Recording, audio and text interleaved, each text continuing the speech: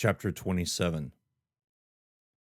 Before Chow, they performed another round of diagnostics, combining manual inspections along with Black's systems.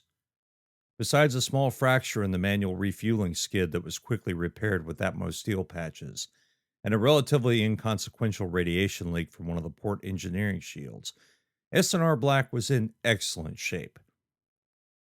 After they stabilized Mira, Noble could focus on repairing the shield. In short, the journey from Neptune and the refueling operation hadn't created any new stress fractures or equipment degradation. They were a go for departure from Pluto and a trip to the far reaches of the Kuiper Belt.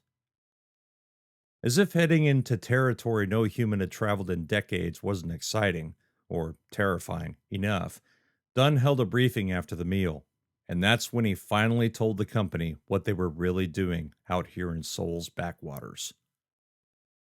"This is not a training mission," the captain had said. "This is an S&R mission. A ship recently appeared in the outer Kuiper Belt. It's on a possible collision trajectory with Pluto, as well as with the many KBOs orbiting the belt." The room had gone silent. None of the Marines even moved. Dickerson felt as though everyone in the room hung on the next words. Dunn paused a moment before bringing a large holo display to life. The picture that appeared on the screen was of a ship whose design Dickerson didn't immediately recognize. Instead of the tapered nose of an atmospheric capable craft, its bow was rectangular. The midship was even larger, the bow stacked atop it. It started to look familiar to him. He narrowed his eyes, and then his mouth opened. "That's the Mira." The Marines in the silent room all turned to him. Gunny glared, but Dunn had a satisfied grin on his face. "Say that again, Dickerson?" Dickerson blushed. "Sorry, sir. I didn't mean to speak out of turn." Dunn waved the comment away. "Say it again." He took a deep breath, pointed at the display, and finally managed to find his voice. "That's the Mira."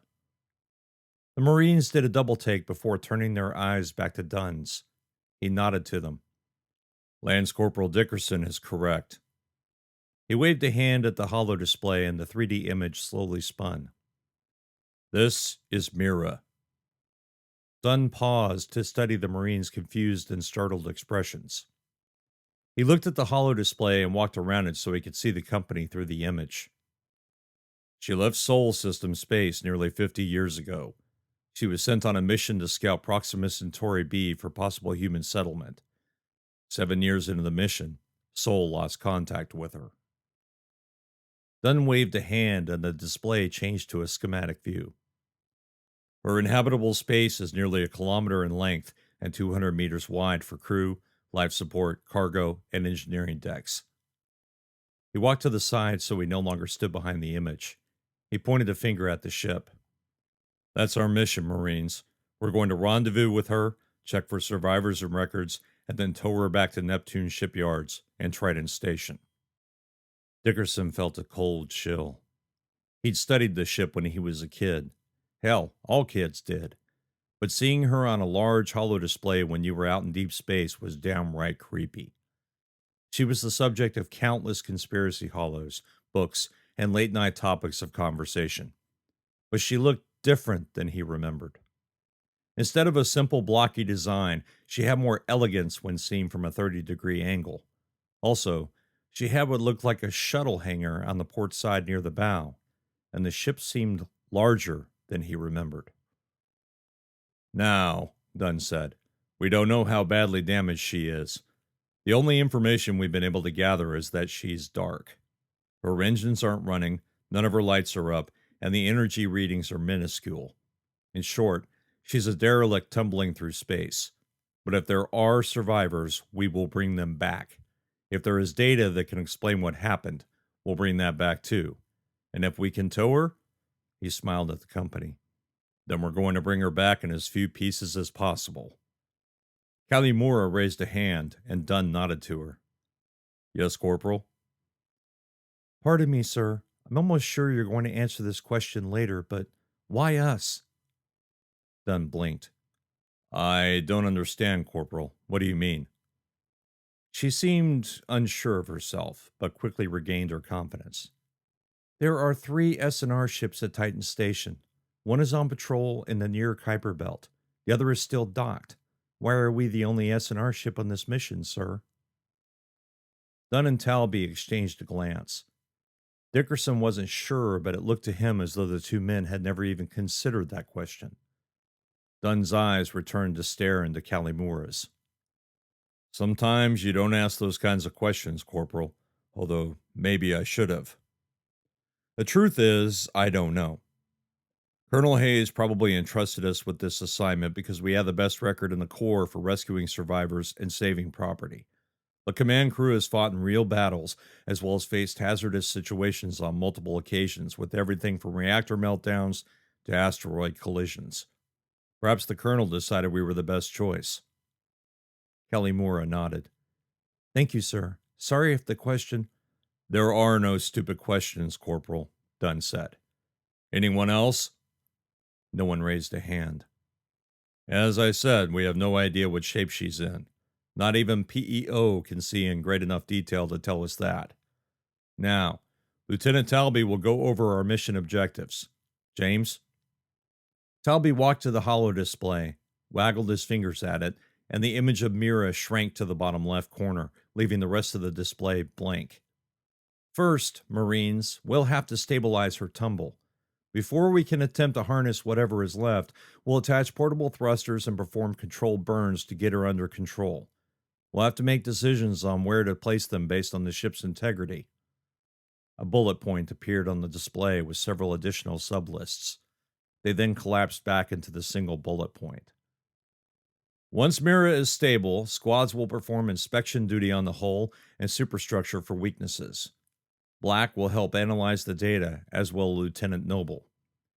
Based on the reports, we'll know where to place the harness and which portions of the ship are stable enough to use as anchor points.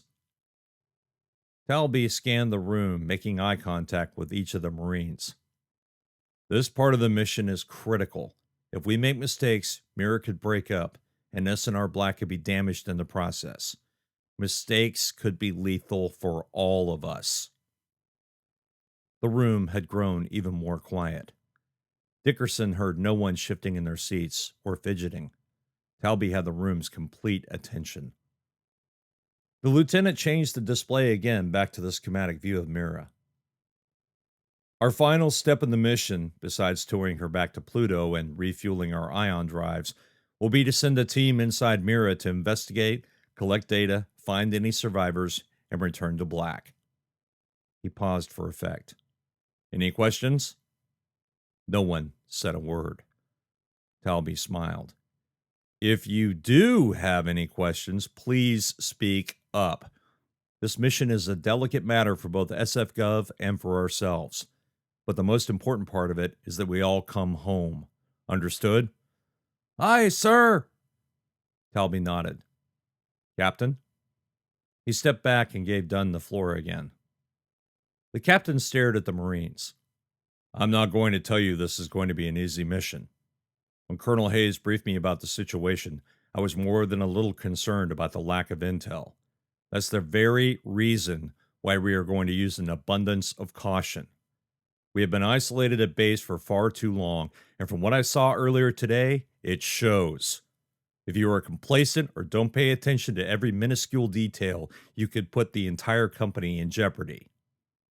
Black will upload Mira's external and internal schematics, as well as the briefing, to your blocks. I suggest you study them before we reach Mira.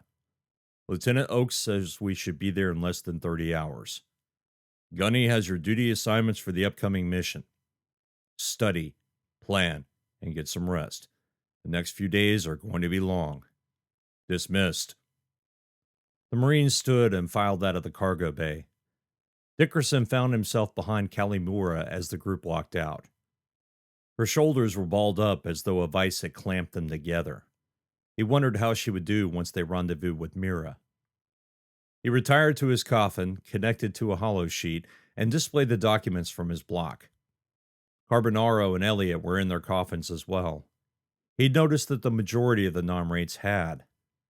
Once Kalimura had reached hers, She paused, performed an about face, and left. That had been nearly an hour ago. Gunny had probably called an NCO meeting. Or maybe the command crew was having one of their own and had invited her. Or maybe she just didn't want to be in here. Couldn't blame her for that. He wore his visor, but only to block out the chatter and introduce music. He studied best when he listened to star noise, but looking through Mira's diagrams, the reports, and etc. required a little trip to his youth. An ancient Yempox recording droned in his ears, the tones sliding across one another, pulsating like the beat of some alien heart. Yes, perfect for Mira. He flipped through the schematic diagrams once more. From the outside, Mira looked almost identical to those in the audiobook he'd read as a teen, but the differences were significant. He was right about the shuttle bay. That hadn't existed in any records he'd ever seen. The Mira in the updated schematics also showed several nests of what appeared to be antenna arrays sitting atop of the personnel module. He assumed they were for communication, although the schematics simply said sensor arrays 1 through 3. In addition to those, the ship had more engines than he remembered. It also had a large squat cylinder on the port side that hadn't existed on the original schematics. Conveniently enough, it wasn't labeled either. He'd seen those kinds of fixtures on some of the refinery ships. Mira wouldn't have had an external refinery, he thought. That has to be something else. It didn't matter how many times he told himself it couldn't be what he thought it was. It simply had to be. Mira was sent to Proxima Centauri B to find resources and, hopefully, a new home for humanity. If they came across exosolar rocks or planetoids that appeared promising, they might very well take the time to explore. And if they found materials, they might even want to refine them. No, he thought. That still didn't make sense. Mira was a starship built with the latest ion drive of its time. It was the very drive that even S&R Black's engines were based on. But a ship as large as Mira could hardly decelerate fast enough to investigate exosolar objects, even if they wanted to. Once a ship her size decelerated, it took an enormous amount of power to accelerate back to cruising speed. He looked again at the shuttle bay. Considering Mira's size, the bay itself was certainly as large as Trident Station's cargo transit bay, where supply ships loaded and unloaded. There might even be smaller exploration ships inside the shuttle hangar. That long ago, however, no such craft existed smaller than Mira that were built for human-led expeditions in exosolar territory. Could she have been outfitted with some experimental designs never published? If so, they would have to be able to leave the ship, decelerate to investigate ESOs, and quickly surpass Mira's speed to return. That's not possible, he thought. None of it made sense. But even if those unlikely scenarios were true, why did the rest of the Solar Federation not know about it? Why weren't these ships being used by the military or transorbital? In an age where information was almost impossible to hide, how could they? He tried to push the thoughts from his mind. Instead of fomenting conspiracies, he needed to actually focus on ingress-egress points, known fracture points, according to the schematics, load-bearing structures, and possible bottlenecks. During the Martian uprising, he'd spent hours upon hours studying the domes, the outposts, the mine layouts, and the sprawling marine base. Doing so had saved his life and the lives of his squad more than once. With any luck, it wouldn't be an issue. If Wendt hadn't fucked things up so badly during the refuel, the Mira briefing probably wouldn't have sunk in with everyone. But when an experienced Lance Corporal nearly dies because he wasn't paying attention, that gave everyone pause. He thought Dunn's words had struck home. Dickerson sighed and cut the link to the hollow sheet. It went dead at once. He rolled it up and stashed it under his pillow. He knew he'd want to look at it again later. In less than 2 days, they'd be at Mira. Once there, they'd know what they faced. But he couldn't get the discrepancies out of his mind. Using his block, he composed a message to Kalimura. He listed his concerns and asked for her opinion on what to do. Once Black confirmed it had been received, he put the visor over his eyes and let the universe into his mind.